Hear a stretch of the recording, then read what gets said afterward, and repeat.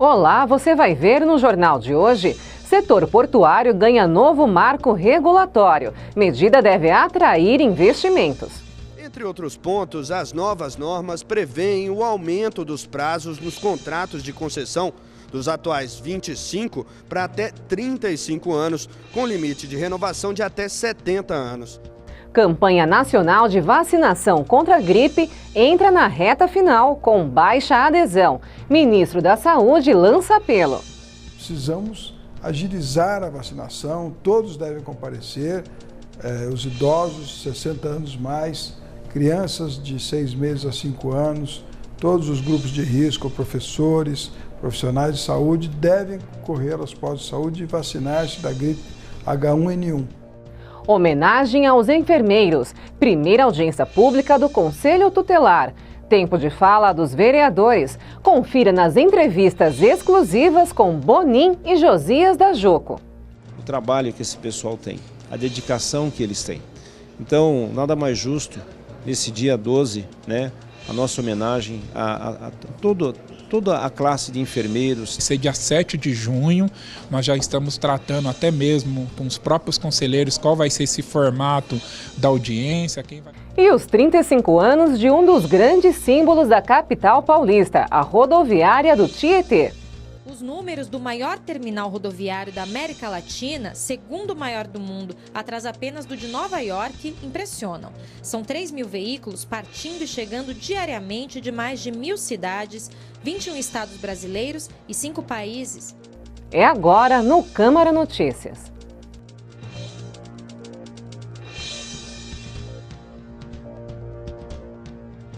O presidente Michel Temer assinou um decreto para a modernização do marco regulatório dos portos. Para Temer, a medida vai trazer segurança jurídica, investimentos e incentivos à criação de postos de trabalho no país. O decreto assinado pelo presidente Michel Temer nesta quarta-feira estabelece regras simplificadas e mais bem definidas para investimentos e operações em portos públicos e terminais de uso privado brasileiros. Na cerimônia, o presidente ressaltou que a economia dá sinais de crescimento e as regras implementadas hoje vão atrair novos investimentos e gerar mais empregos no país. O momento brasileiro exige ousadia. Ousadia para avançar, como estamos avançando aqui. E outra palavra-chave, penso eu, que pode presidir esta reunião, é exatamente as palavras segurança jurídica. Ninguém investe se não tiver segurança jurídica.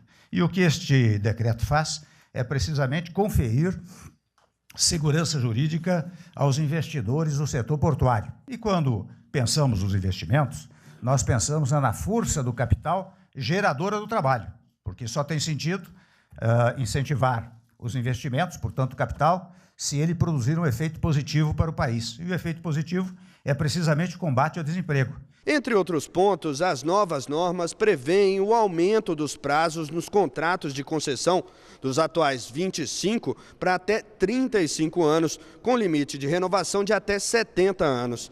Também dão mais segurança jurídica para que esses contratos sejam renovados e desburocratizam procedimentos para a autorização para a construção de novos terminais privados ou ampliação dos que já existem. Segundo o governo, o decreto alinha o setor portuário brasileiro às melhores práticas internacionais.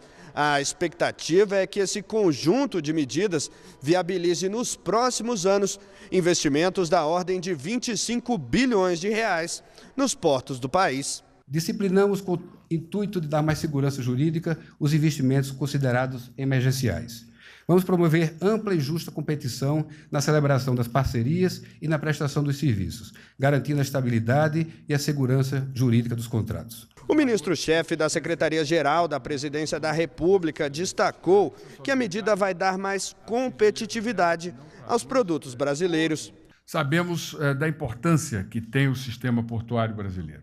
Ele precisa ser modernizado, ele precisa buscar eficiência, ele precisa garantir a produtividade dos nossos produtos, ele precisa permitir que não só o agronegócio, mas como a nossa indústria possa ter uma estrutura logística capaz de nos tornar competitivos e nos inserir pela eficiência, pela rapidez, pela capacidade de atendimento adequado a uma necessidade importante para o comércio internacional, nós precisamos trazer esses valores e dar, com esses valores, consistência à política econômica que Vossa Excelência está implementando no país. Para representantes do setor e investidores, a medida reduz riscos e melhora o ambiente de negócios. É uma oportunidade rara que o Brasil tem para se modernizar e alavancar novos negócios com estabilidade, com segurança jurídica e permite que o investidor possa aumentar o seu capital, investir mais, modernizar mais, porque ele tem um prazo maior para compensar e haver uma amortização adequada para esses investimentos. Faltam menos de 20 dias para terminar a campanha nacional de vacinação contra a gripe, mas muita gente ainda não foi ao posto de saúde. De acordo com o Ministério da Saúde, menos de 30% do público-alvo se vacinou. Quem traz mais informações é o repórter Paulo La Sálvia. O Ministério da Saúde segue uma recomendação da Organização Mundial da Saúde e elege a cada ano, ou seja, a cada campanha nacional de vacinação contra a gripe, um público prioritário para receber as doses da vacina. Uma novidade nesta campanha é a inclusão do professor dentro deste público-alvo. O Ministério da Saúde concluiu que o professor pode ser um multiplicador na sala de aula da importante informação de que é necessária as pessoas que principalmente fazem parte dessa população vulnerável receber as doses da vacina. Esse público-alvo, ele é amplo, é formado por profissionais da saúde, gestantes, grávidas que acabaram, mulheres que acabaram de dar à luz, e o grande problema está aí, como você falou, 40 milhões de pessoas que fazem parte dessa população vulnerável, segundo o Ministério da Saúde, ainda não tomaram a vacina. É por isso que o ministro da Saúde, Ricardo Barros, faz um apelo para a população comparecer aos postos de saúde. Precisamos agilizar a vacinação, todos devem comparecer, os idosos, 60 anos mais, crianças de 6 meses a 5 anos, todos os grupos de risco, professores, profissionais de saúde, devem correr aos postos de saúde e vacinar-se da gripe H1N1. Esse ano não temos muita incidência da gripe, mas se vacinarmos teremos para o ano que vem muito menos ainda. E a gripe causa muitas mortes que nós poderíamos evitar. Então eu faço esse apelo à população que compareça.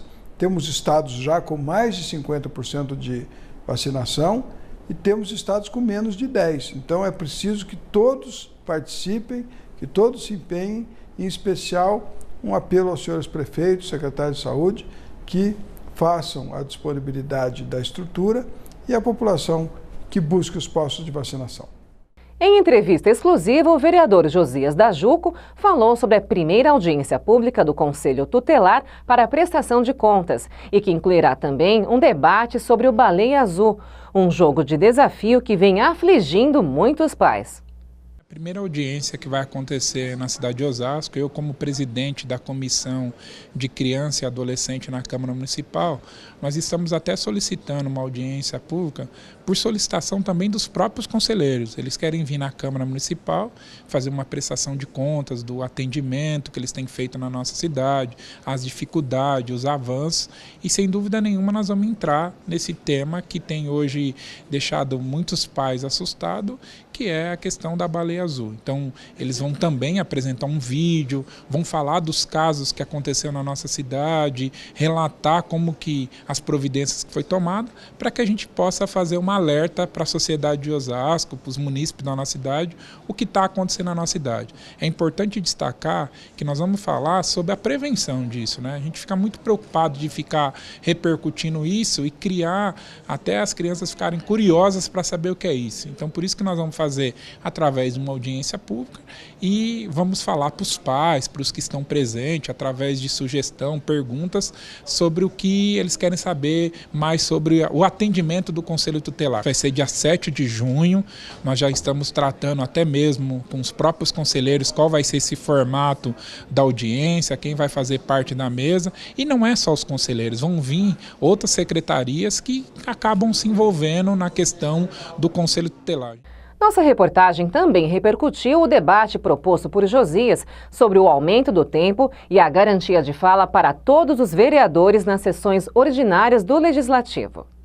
O sistema da Câmara é um sistema que eu acabo comentando com os senhores colegas aqui, que é um tema, que é um sistema antigo, né? E nós estamos pedindo para a gente renovar, modificar essa proposta de sessão aqui na Câmara Municipal. Vou dar um exemplo. Na Assembleia Legislativa, eles têm um tempo determinado que todos os vereadores podem falar e garante o direito de fala. Aqui não, você tem que chegar, se inscrever, para que você possa falar ou não. Se você não se inscrever, você não consegue falar. Ou muitas vezes você se inscreveu para falar, mas o seu colega, para ceder o tempo para um outro vereador, ele acaba tomando o seu tempo e não dando tempo para você trazer as suas sugestões, as sugestões que a comunidade apresenta, você apresentar os projetos e indicações. Eu acho que 5 minutos é um tempo curto para um vereador falar de um tema no microfone. Eu acho que a gente poderia começar assim a sessão mais cedo, aumentar o tempo do vereador para que ele tenha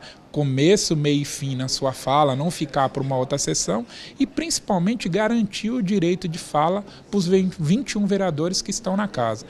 Com isso, a Câmara vai ganhar, as pessoas vão entender melhor e como funciona o Legislativo. Uma das minhas preocupações é se você começa a sessão tarde, quando você sobe para o gabinete para despachar com a sua assessoria, é 6h30, 7 horas, o assessor tem as suas coisas a fazer, muitas vezes ele fica aqui à disposição do vereador até 9, 10, 11 horas da noite, esperando o vereador sair de uma sessão para ir no gabinete despachar. Isso nós estamos falando de uma sessão ordinária que é comum, terças e quintas. É lógico que tem a extraordinária que ela pode ser convocada de manhã, à tarde, à noite. Mas eu estou falando dessa sessão que todo mundo já conhece, que é de terças e quinta, que começa às 15 horas aqui na Câmara Municipal. E no próximo bloco, em audiência no Senado, especialistas divergem sobre reforma trabalhista.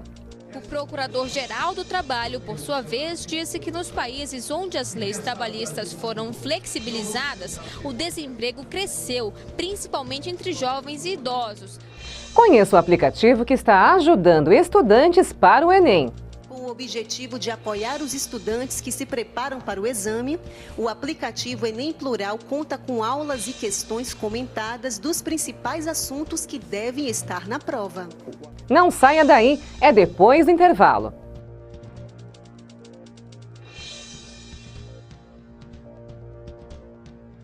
Oi, só mulherada. Se hoje for dia de bebedeira, não vá fazer besteira não, hein? Tipo pegar a estrada ou pegar carona com quem bebeu. Melhor terminar a noite solteira. Se cuida, mulher.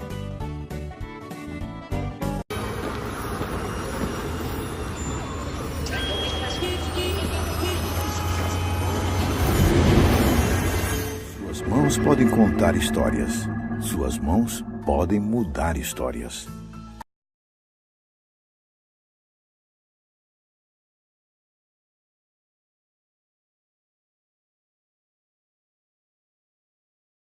Antes, você tinha que correr de um lado para o outro quando acontecia um problema com uma compra. E acabava tendo que esperar, perder dinheiro, se estressar. Agora, acessando consumidor.gov.br, você pode resolver suas questões de consumo com as maiores empresas do Brasil pelo computador ou smartphone usando só uma mão.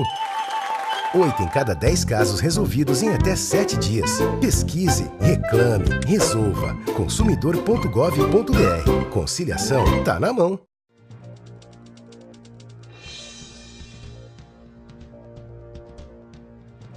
O Senado Federal fez a primeira audiência pública sobre a reforma trabalhista. 3 comissões da Casa analisam o texto. O objetivo é acelerar a votação. Pelo acordo fechado entre os senadores da base aliada, essa fase de debates já deve terminar na próxima semana. Um dos itens da proposta de mudança na legislação trabalhista prevê a prestação de serviços de forma descontínua, podendo o funcionário trabalhar em dias e horários alternados. O empregador paga somente pelas horas efetivamente trabalhadas. O contrato nessa modalidade deve ser firmado por escrito e conter o valor da hora de serviço. É o chamado trabalho intermitente. Essa e outras formas de contratação, como a temporária, foram tema de audiência pública Pública no Senado Federal nesta quarta-feira. Magistrados e especialistas internacionais apresentaram visões diferentes sobre a reforma. O presidente do Tribunal Superior do Trabalho sugeriu que a atividade fim das empresas não seja terceirizada, mas defendeu que a proposta representa um avanço para a segurança jurídica do país. O que eu vejo nesse projeto, principalmente, é o fato de você ter um marco regulatório para uma série de situações em que hoje o trabalhador está sem qualquer norma legal, a justiça tem que interpretar o que tem de geral e não consegue, muitas vezes, resolver os problemas. O Procurador-Geral do Trabalho, por sua vez, disse que nos países onde as leis trabalhistas foram flexibilizadas, o desemprego cresceu, principalmente entre jovens e idosos, além dos salários terem sido reduzidos e as jornadas aumentadas. Há pontos positivos na proposta e há muitos pontos negativos. Nós temos, na verdade, que aprimorar. E para aprimorar, o ideal é o debate democrático, sem pressa, sem urgência, que isso só prejudica esse debate democrático. A proposta ela vai mexer, não é com 10 milhões de trabalhadores, com 20, é com todos os trabalhadores do Brasil. O governo também está se movimentando no sentido de garantir que o texto não seja alterado aqui no Senado. Caso contrário, ele volta para a análise da Câmara. Por isso, o presidente Michel Temer propôs a senadores do PMDB a elaboração de uma medida provisória, contendo as mudanças feitas pelos senadores ao projeto da reforma. Isso garantiria a aprovação do Congresso ainda na primeira quinzena de junho. Se tivermos que fazer mais audiências do que as que já estão programadas, se, por exemplo, alguns senadores chegarem e falarem, aqui nós temos que aprofundar, queremos com tais e tais especialistas, faremos. Nós não vamos procrastinar politicamente, isso não. Os estudantes que vão fazer o Exame Nacional do Ensino Médio, o Enem, podem ter no celular um aliado para os estudos. Um aplicativo ajuda na preparação para as provas. Faltam 7 meses para a realização de mais um Exame Nacional do Ensino Médio e Laís está se preparando para o teste através do aplicativo Enem Plural. Depois que conheci o aplicativo, fui aprendendo mais o que faltava aprender na sala de aula. Com o objetivo de apoiar os estudantes que se preparam para o exame, o aplicativo Enem Plural conta com aulas e questões comentadas dos principais assuntos que devem estar na prova. O aluno ele pode baixar gratuitamente das lojas, né, tanto para o Android como para o iOS. Né. Ele é um aplicativo que tem aulas curtas, muito curtas, porque a gente entende que o menino que está estudando para o Enem Plural, ele já tem a base do assunto. Então, o aplicativo veio para que ele refresque a memória e consiga lembrar do que ele estudou no ensino fundamental 2, né? O aplicativo existe há 8 meses e conta com uma equipe de aproximadamente 60 professores e 2 administradores. Tecnologia e educação aliadas para ajudar os alunos. O tema da redação é o que mais preocupa os candidatos, mas não há motivos para pânico. Com o aplicativo, os professores vão discutir sobre as temáticas, debater com os alunos e ainda auxiliá-los para que tenham um bom desempenho. Depois que eu conheci o aplicativo, mudou até a minha forma de estudar os assuntos, principalmente na questão da redação. Os professores vêm trabalhando justamente para nós, alunos da rede pública, para que nós venhamos ter um bom desempenho no Enem. As inscrições para o Exame Nacional do Ensino Médio podem ser feitas até o dia 19 de maio.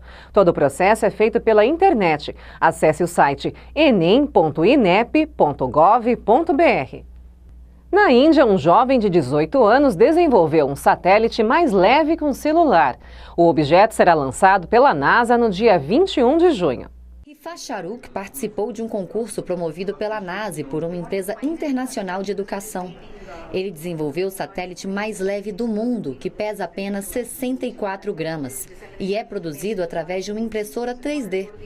O satélite foi batizado de Kalan-Sat, em homenagem ao cientista nuclear e ex-presidente da Índia, J. Abdul Kalam. O jovem diz que a tecnologia usada ajudará a planejar missões espaciais mais econômicas no futuro. Um esporte que já fez muito sucesso por aqui nos anos 80 tenta dar a volta por cima. O squash pode até parecer simples, mas é uma modalidade que exige técnica, velocidade, estratégia e adrenalina.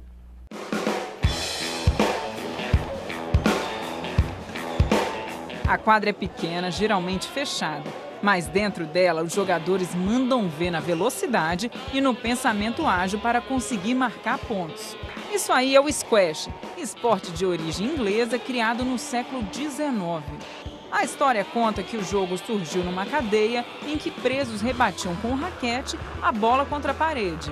Mas para quem acompanha as partidas, percebe que o squash é muito mais do que arremessar a bolinha oca na parede. Segundo a revista Forbes, foi considerado o esporte mais completo dentre todas as outras modalidades, porque ele trabalha realmente toda a musculatura do corpo de forma muito intensa, muito a parte inferior e também muito a parte superior, porque é uma quadra pequena onde você precisa se movimentar muito, de forma muito rápida, e além disso ele tem um composto interessante que é a parte mental.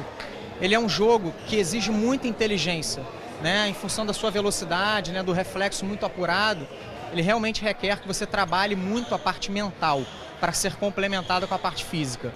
Crianças a partir dos 7 anos podem começar a jogar. Ganha quem fizer até 11 pontos primeiro em cada game. Geralmente, quando há empate, o jogo continua até que um dos jogadores lidere por 2 pontos de diferença. Em relação a regras, é muito simples. A gente está dentro de um 4 paredes, vamos dizer assim, no fundo costuma ter um vidro. A bola só pode quicar uma vez. A diferença é que quem saca de um lado e precisa cruzar a bola para o outro, sendo que essa bola precisa ser acima da linha do meio, E aí quem saca tem que estar dentro daquele quadrado do seu lado ou com um dos pés dentro, e no resto vale tudo. Vale você bater a bola na parede para ela chegar na frente, vale você bater a bola atrás para ela chegar na frente, o importante é que ela só pode quicar uma vez. Squash não é considerado um esporte olímpico, mas compõe as modalidades dos Jogos Pan-Americanos. O grande nome do Brasil é o jogador Rafael Alarcón, medalhista de prata no Pan de Santo Domingo, bronze no Rio de Janeiro e em Guadalajara. Já no amador, o grande campeão é o jogador André Carnier, que coleciona 11 títulos nacionais. Essa paixão veio com 7 anos de idade. Meu pai trabalhava numa empresa britânica de petróleo e os chefes dele, os diretores dele eram ingleses e apresentaram esse esporte, que é um esporte inglês, para o meu pai. E meu pai me trazia com 7 anos de idade para acompanhar. E eu já joguei futebol, já joguei basquete, já fui do atletismo e posso dizer sem sombra de dúvida que o squash é o esporte mais completo, apaixonante.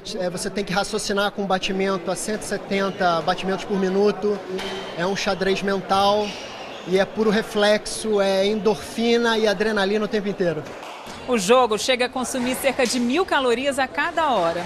A maioria dos jogadores são homens, mas já tem gente querendo reverter esse quadro. A mulherada tem que vir, tem que jogar, não importa se nunca jogou, se nunca pegou numa raquete. Eu também, quando comecei, nunca tinha feito nenhum esporte de raquete. E agora eu tô aí brincando, vamos jogar. O esporte surgiu na vida da Juliana como opção de atividade para emagrecer e virou hobby. Agora é uma paixão, é um vício. Venho aqui no clube 5 vezes por semana para jogar. Treino com o Rony Duarte, que é jogador profissional de squash, mas tudo uma grande brincadeira, Gosto muito, me divirto e é muito bom. O squash te traz uma adrenalina muito grande por ser um jogo dinâmico, um jogo rápido, então isso te faz querer jogar cada vez melhor, porque quanto mais tu jogas, mais velocidade, mais dinâmico, mais legal fica.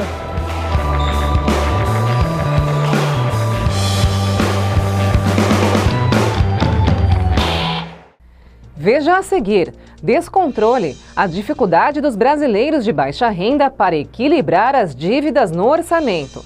Cerca de 27% dos brasileiros com renda de até R$2.000 estão comprometendo mais de metade do seu salário com pagamento de cartão de crédito, de cheque especial, de financiamento de carro. Por mais consciência no trânsito, esta é a campanha Maio Amarelo. A campanha pretende atingir todos os públicos e tem vídeos como este, de impacto, que mostram uma mãe sem o filho que foi vítima de acidente de trânsito. Não perca, é no último bloco.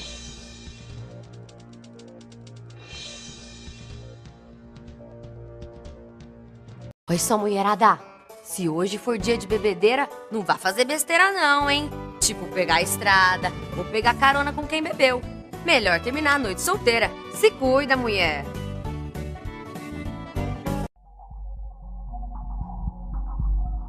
A gente tá junto faz um tempão. Ele é um grude. Ciumento. Semana que vem a gente completa 3 anos de namoro.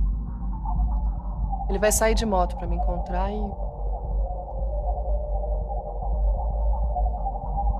ele se arrisca muito, sabe? A nossa vida vai ficar muito difícil depois do acidente. Como ele chama? Estatística.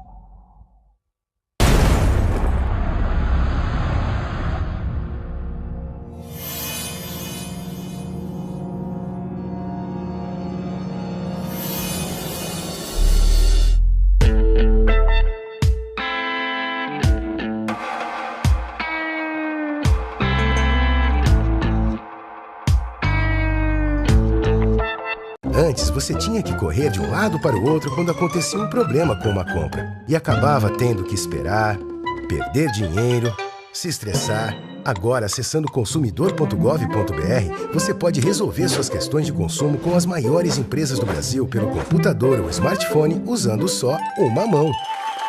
8 em cada 10 casos resolvidos em até 7 dias. Pesquise, reclame, resolva. Consumidor.gov.br. Conciliação tá na mão.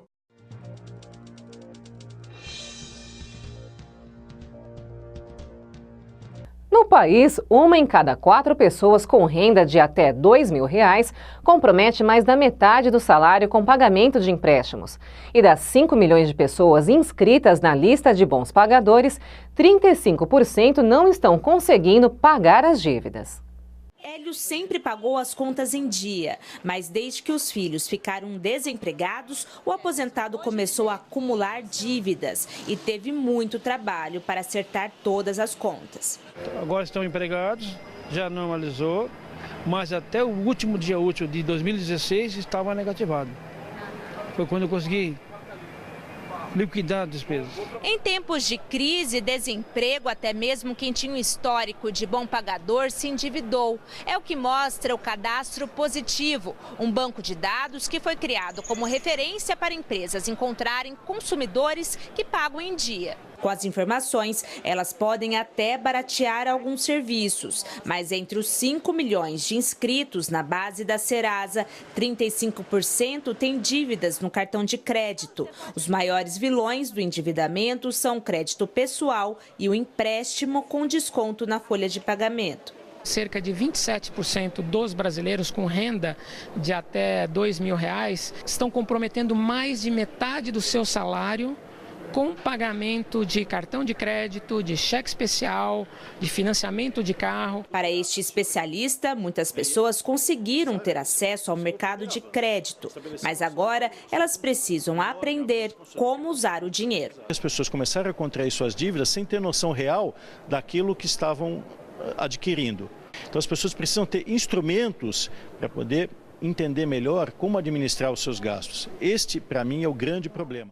Maio é o mês de alerta para motoristas, ciclistas e pedestres de todo o mundo.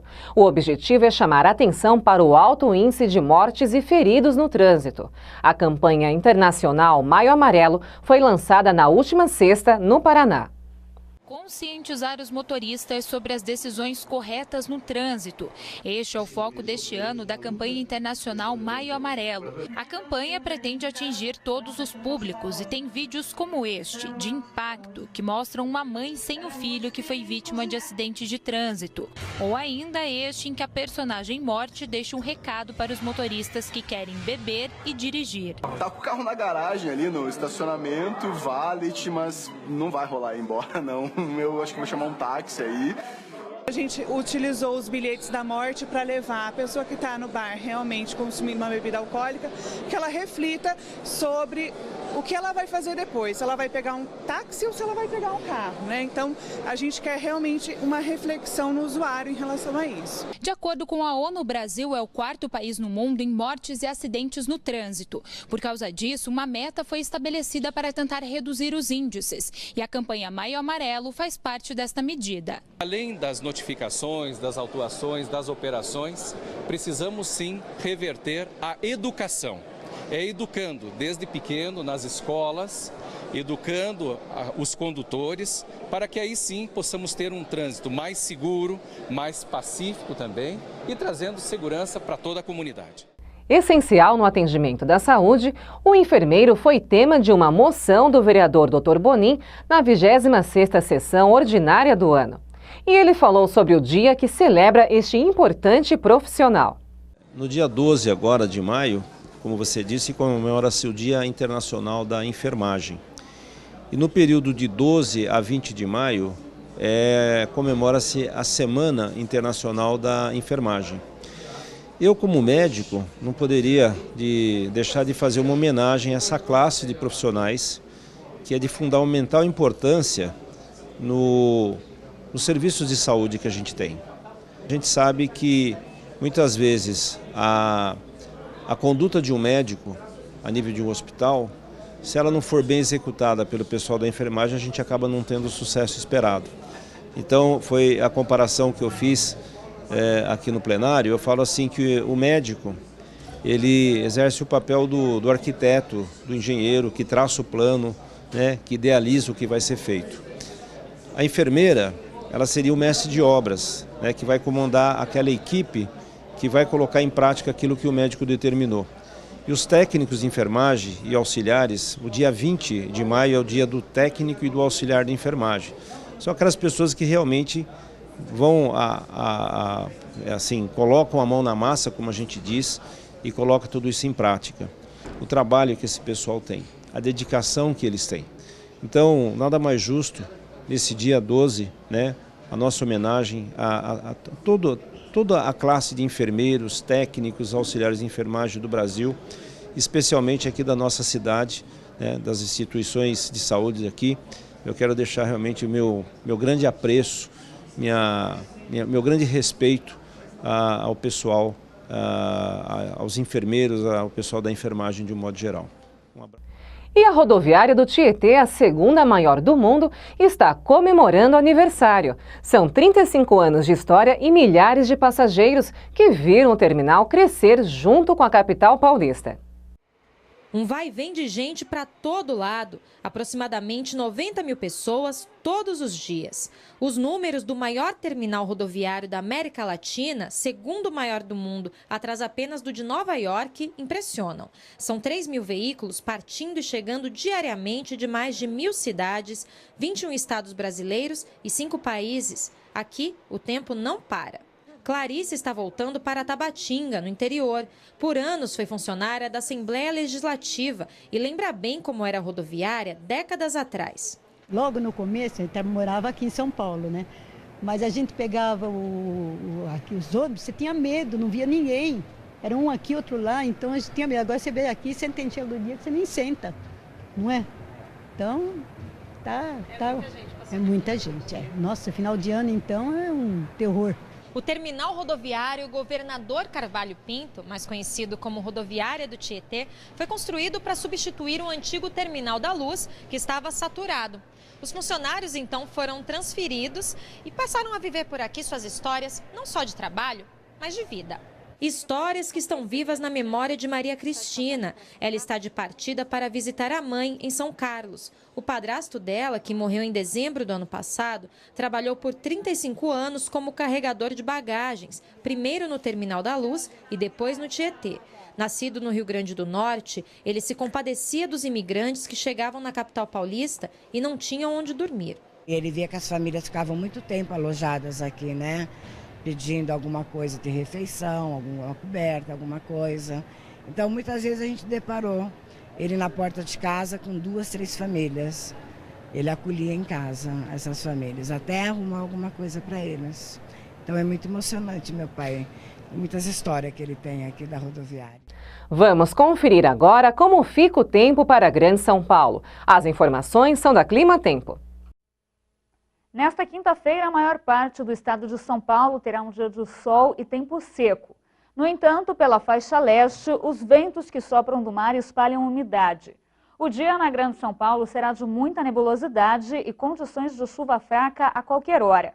A temperatura não consegue subir muito, até pelo excesso de nebulosidade e presença de ar polar. No entanto, não há expectativa de frio intenso. A mínima prevista para a capital é de 15 graus e a máxima não passa dos 22. Em Mogi das Cruzes, mínima de 14 e máxima de 21 graus. Chegou ao fim mais uma edição do Câmara Notícias. Eu sou Fernanda Lucena, fico por aqui, mas encontro vocês na próxima edição. Até lá!